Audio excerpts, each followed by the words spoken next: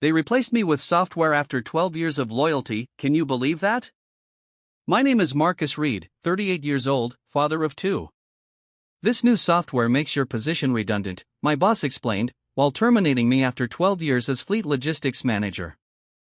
I nodded, like it made perfect sense, while Jackson Butler, the operations director at Rivermore Freight, explained how their new logistics program would save the company nearly $200,000 annually.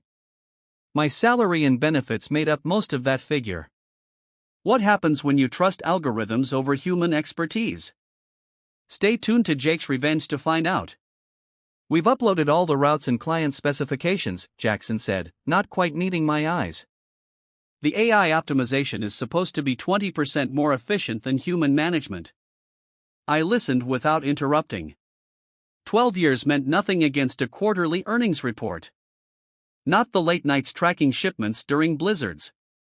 Not the countless hours spent building relationships with clients across the country. Not the emergency routes I designed when Hurricane Laura shut down half our southern corridors. The software could supposedly do it all better. We'll need you to train Daniel on any remaining processes during your notice period, Jackson added. Daniel was 23, fresh out of college. His job would be pressing buttons when the software told him to. No problem, I said, still calm. The termination letter sat between us like something dead. 2 weeks severance for every year served. Fair enough on paper. I cleaned out my office that afternoon. Pictures of my kids. A logbook I kept of every major client's specific needs and quirks. A folder of routes I'd personally optimized for perishable goods. Routes that shaved hours off delivery times by accounting for traffic patterns the GPS data missed. The folder went into my bag. Nobody asked about it. Coworkers stopped by. Awkward handshakes, empty promises to stay in touch. Only Elaine from dispatch seemed genuinely upset. Who am I supposed to call when everything goes sideways now? You've got the program, I reminded her. 20% more efficient, remember? She rolled her eyes. That thing doesn't know what to do when the Murphy Dairy shipment arrives at the same time as the Coldstream Meats truck. You know Murphy needs special handling. Their containers leak if they sit too long. I patted her shoulder. I'm sure it'll figure it out. On my way out, I passed the boardroom. Through the glass, I could see Jackson showing the executive team colorful charts, cost savings, efficiency improvements, return on investment. I wondered if they'd factored in the cost of losing 2 decades of relationships I'd built with clients from Memphis to Billings. I didn't slam doors, didn't make a scene, just walked to my truck, set my box of belongings in the passenger seat, and drove home. But something in my gut told me this wasn't over. Not by a long shot. Can you guess what happened when their major clients started leaving? Keep watching Jake's Revenge for the shocking twist. I started at Rivermore Freight back when we had just 8 trucks in a dream. Old man Rivermore hired me himself. This company runs on relationships and reliability, he told me. Technology changes. People don't remember that. Those words stuck with me while I built our logistics system from scratch. Every client had different needs. Coldstream needed their meat shipments delivered by 4 a.m. so their butchers could prep for the morning rush. Murphy Dairy's tanks had to be emptied within 30 minutes of arrival or the pressure valves would leak product.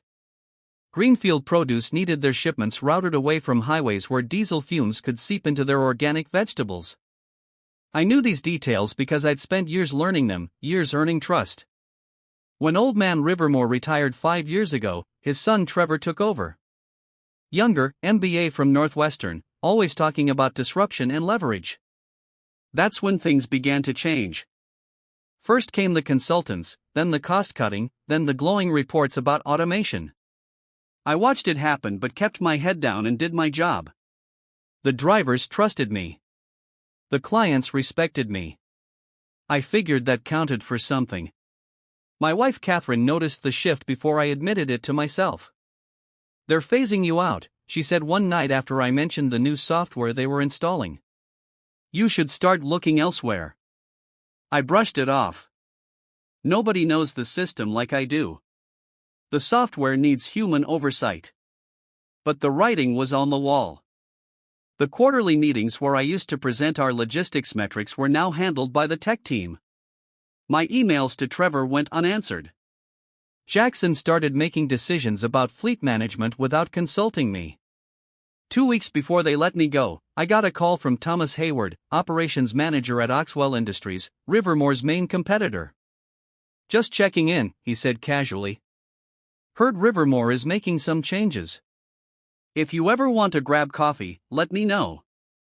I told him I was fine, loyal to the end. The morning they fired me, Catherine didn't seem surprised when I called her from the parking lot. "What will you do now?" she asked simply. "Take some time off, figure things out." But that night, after the kids were asleep, I pulled out the folder of routes I'd taken from my office. Routes the software would never understand because they weren't just about distances and fuel efficiency. They were about knowing that Officer Benson always set up speed traps on Highway 16 on Thursdays. About knowing the loading dock manager at Coldstream wouldn't accept deliveries during his lunch break, no matter what the schedule said. I called Thomas Hayward. 2 weeks after my termination, I was sitting in a booth at Lenny's Diner with a cup of coffee and my laptop open. I'd been tracking Rivermore's deliveries through contacts I still had at client facilities. The picture wasn't pretty. Murphy Dairy had logged 3 late deliveries in 10 days. Coldstream reported a shipment that sat unrefrigerated for 45 minutes because of dock scheduling conflicts. Greenfield Produce found their organic lettuce spoiled after a truck took the interstate bypass I always avoided because of the heavy industrial emissions. I wasn't happy about it. These were people I'd worked with for years, but I wasn't surprised either. My phone buzzed. A text from Elaine. "Complete disaster today. System routed 3 trucks to same loading bay. Murphy's shipment delayed 2 hours. They're furious." Another buzz, this time from Joe, one of Rivermore's veteran drivers. "New system had me go through downtown Denver at rush hour. Lost 90 minutes. Nobody to call for override." I didn't respond to either message. Not my circus anymore.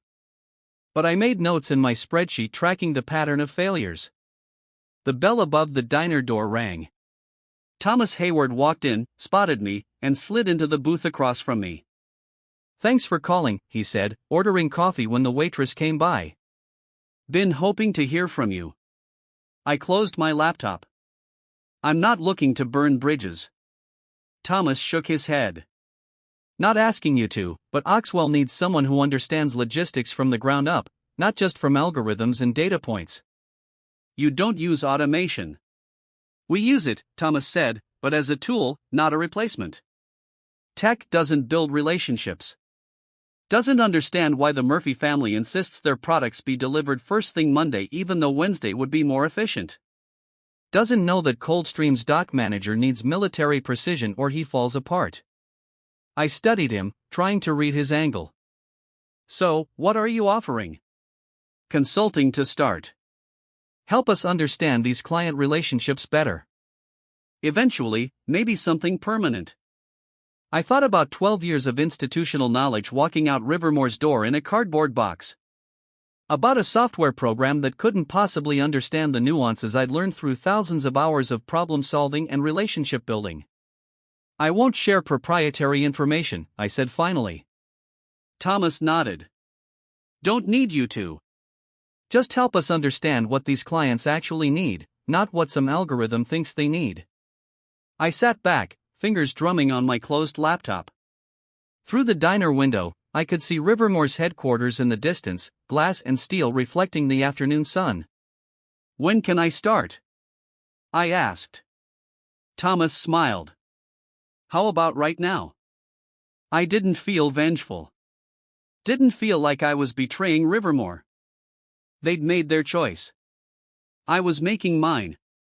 But as I opened my laptop again and began explaining the real needs of clients like Murphy and Coldstream, something shifted inside me. A quiet determination replaced the hurt and confusion of the past weeks. I wasn't done. I was just getting started. 1 month into my consulting work with Oxwell, I got a call from Jackson Butler. "We need to talk," he said, voice tight. Some of our clients have been asking for you specifically. I was in my home office reviewing Oxwell's delivery protocols for temperature-sensitive items. Through the window, I could see my kids playing in the backyard, enjoying their summer break. I don't work for Rivermore anymore, Jackson. Look, he said, lowering his voice. The transition hasn't been as smooth as we anticipated. We're willing to bring you back as a consultant to help fix some issues. I leaned back in my chair. Issues with the software? Minor adjustments, he insisted. Nothing serious. Trevor authorized a very competitive consulting rate. I thought about the data I'd been tracking. Rivermore had lost 8% of their on-time deliveries in the past month. Client complaints had spiked 40%. 2 smaller accounts had already jumped ship. Send me the offer in writing, I said. I'll think about it. Catherine found me still sitting at my desk an hour later. Rivermore called. I nodded. They're struggling. She sat on the edge of the desk. And nothing. I've got a good thing going with Oxwell. But you're tempted, she observed. I was. Despite everything, I'd built that system. Those client relationships meant something to me. Maybe I could help both companies. Catherine raised an eyebrow but said nothing. The next morning, I drove to Rivermore for a meeting. The receptionist didn't know me, directed me to a conference room where Jackson, Trevor Rivermore, and Daniel were waiting. Marcus, Trevor said, rising to shake my hand. All smiles now that they needed something. Appreciate you coming in. Let's get to it, I said, taking a seat. What exactly do you need? Jackson opened a laptop. The system is functioning as designed, but there are certain client-specific requirements it's not accounting for. You mean like Murphy's leaking containers or Coldstream's loading dock schedule? Daniel looked up sharply. How did you know we're having issues with those clients? I didn't mention my ongoing contact with their staff. Because I spent 12 years learning their quirks. That's why I'm here, right? Trevor cleared his throat. We'd like you to document these special considerations so we can program them into the system. The request hung in the air. They wanted me to download 12 years of experience into their software so they could finish replacing me. And you're offering? $5,000 for 2 weeks of consultation, Trevor said, very generous considering. I looked at the three of them. Trevor, who decided algorithms were better than people. Jackson, who couldn't meet my eyes when he fired me. Daniel, who knew just enough to be dangerous. No, I said simply. Trevor blinked. Excuse me? My knowledge and relationships aren't something I can just transfer to a program. That's not how this works. Jackson leaned forward.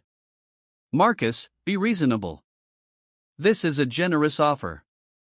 It's not about the money, I said, standing up. What you're asking can't be done by a consultant in 2 weeks. It takes years of direct client interaction. Trevor's face hardened. We've heard you're working with Oxwell now. And there it was. The real reason for this meeting.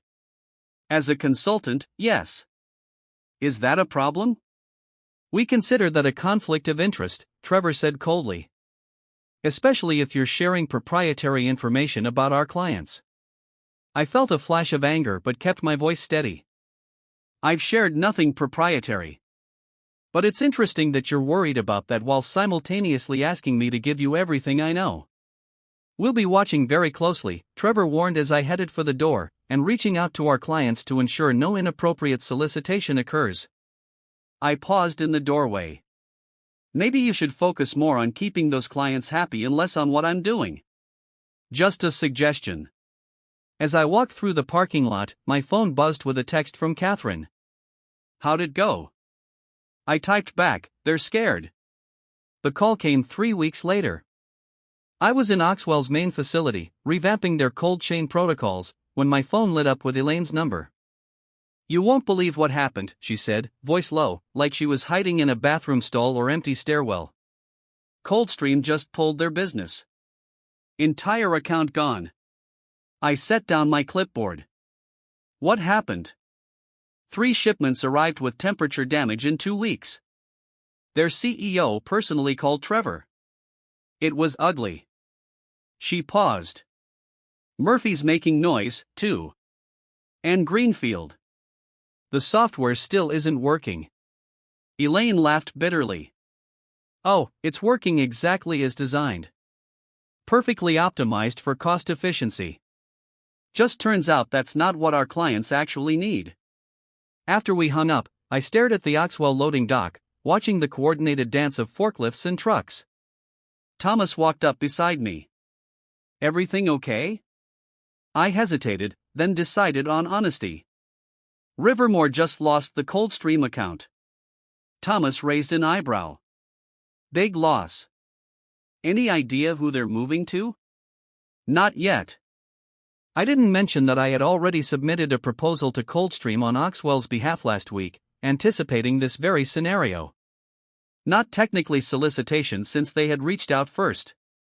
That night, I received an email from William Coldstream himself. Dinner tomorrow.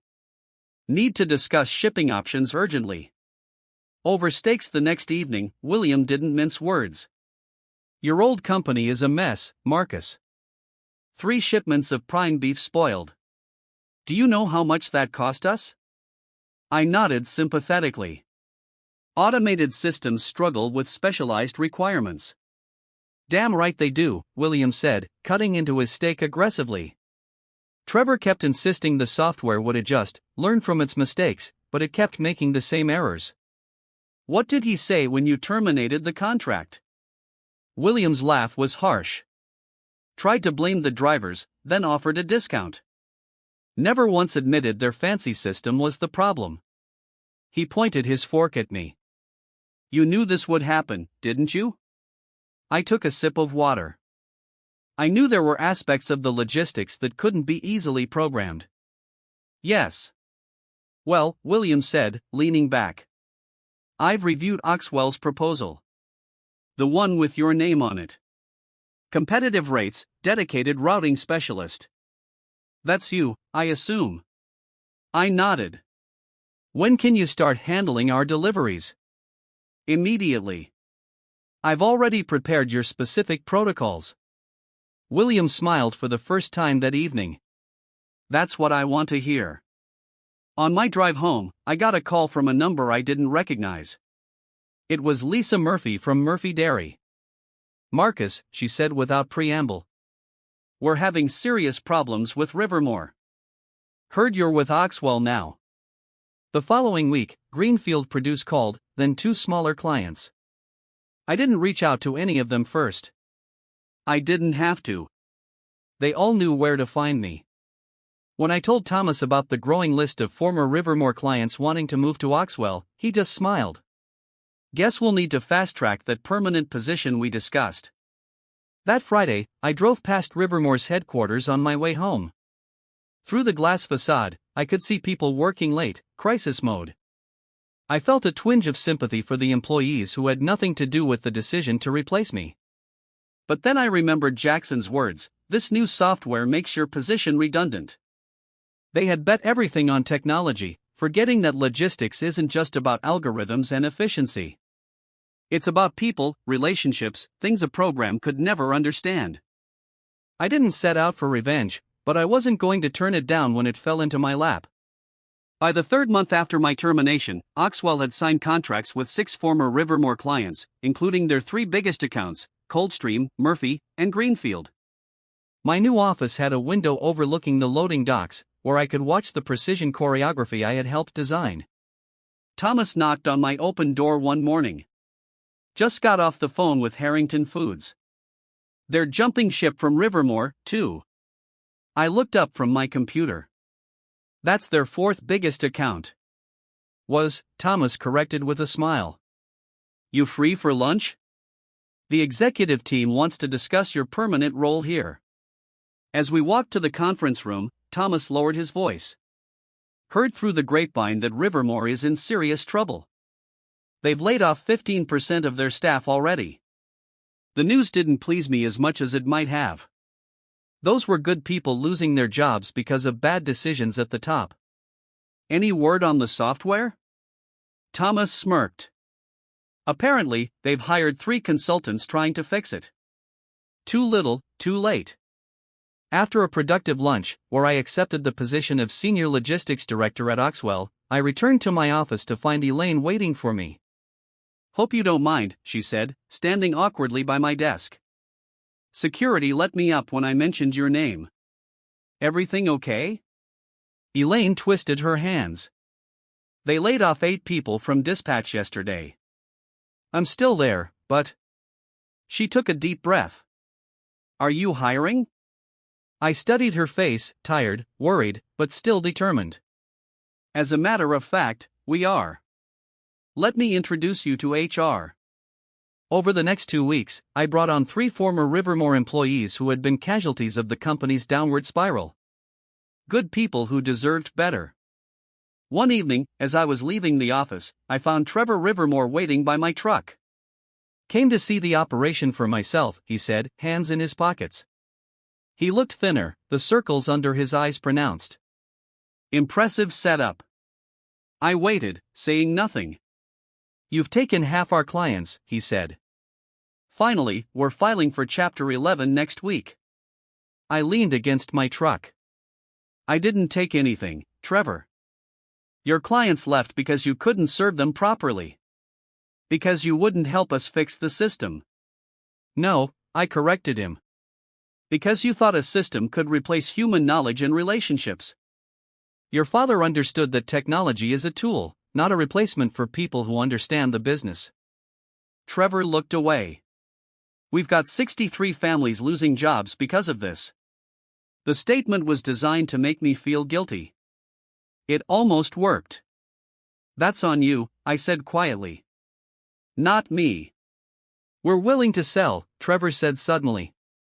Oxwell could acquire our remaining assets, routes, equipment. It would be cheaper than watching us slowly collapse while you pick off the rest of our clients one by one. I considered him for a long moment. I'll talk to Thomas. As Trevor walked away, my phone buzzed. A text from William Coldstream. Perfect delivery today. Like the old days, but better. Glad to have you back handling our account. I stared at the message, feeling a complex mix of emotions. Satisfaction, yes, but not joy at Rivermore's collapse. Just the quiet certainty that actions have consequences. The next morning, I presented Trevor's offer to Thomas and the Oxwell executive team. There's value there, I explained. Equipment, some good people who deserve a shot, and a few remaining client relationships worth preserving. Thomas studied me. You're advocating for the company that fired you. I'm advocating for a smart business decision, I said. And for the employees who had nothing to do with that choice. Thomas nodded slowly. Draft a proposal. We'll consider it. I spent that weekend creating a detailed acquisition plan, not out of revenge or triumph, but because it was the right move for everyone involved. Sometimes winning doesn't look like what you expect. 6 months after my termination from Rivermore, I stood in the lobby of what used to be their headquarters. The Rivermore logo had been removed from the wall, replaced with Oxwell's blue and silver emblem. The acquisition had gone through 3 weeks earlier.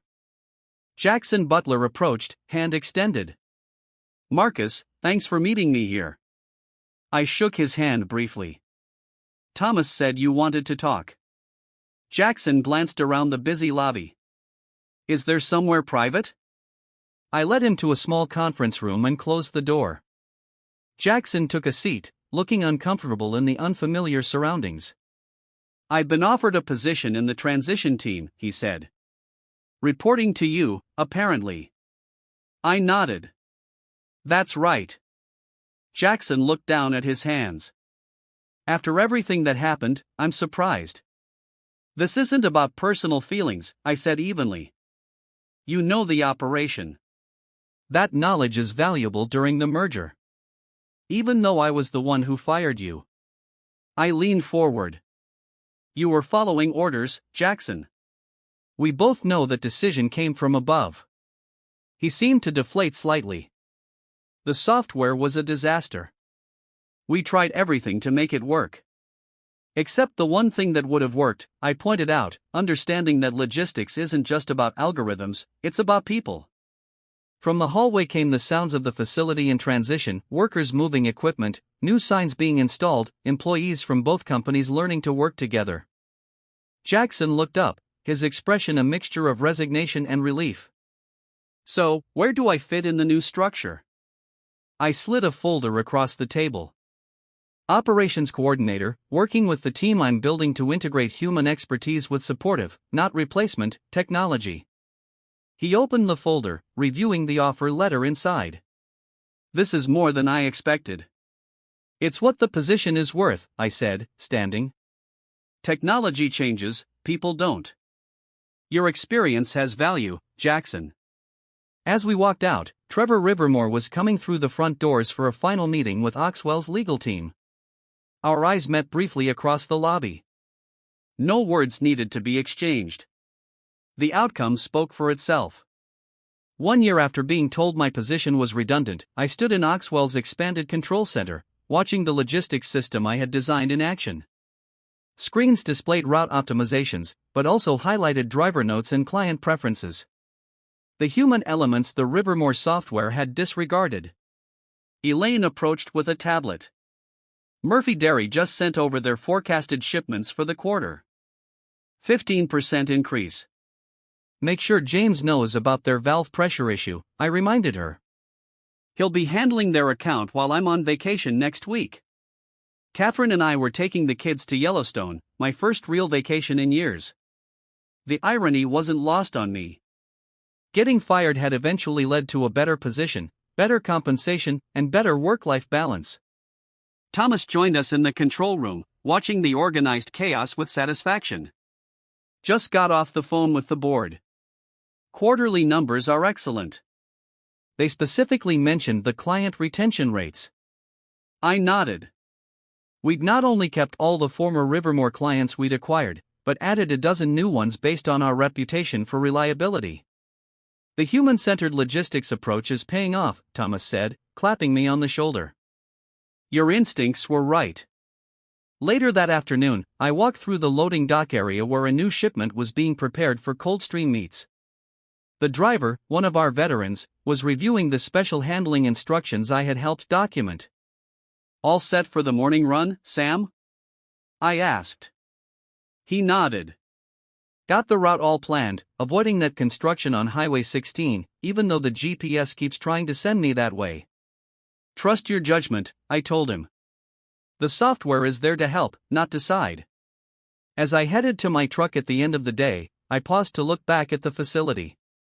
The software that was supposed to make me redundant had ultimately proven that some things can't be automated. Relationships, experience, judgment. In trying to replace me, they had only proven how irreplaceable the human element really was. I hadn't set out for revenge, but I had found something better. Vindication. Don't miss the next story of triumph over adversity, only on Jake's Revenge.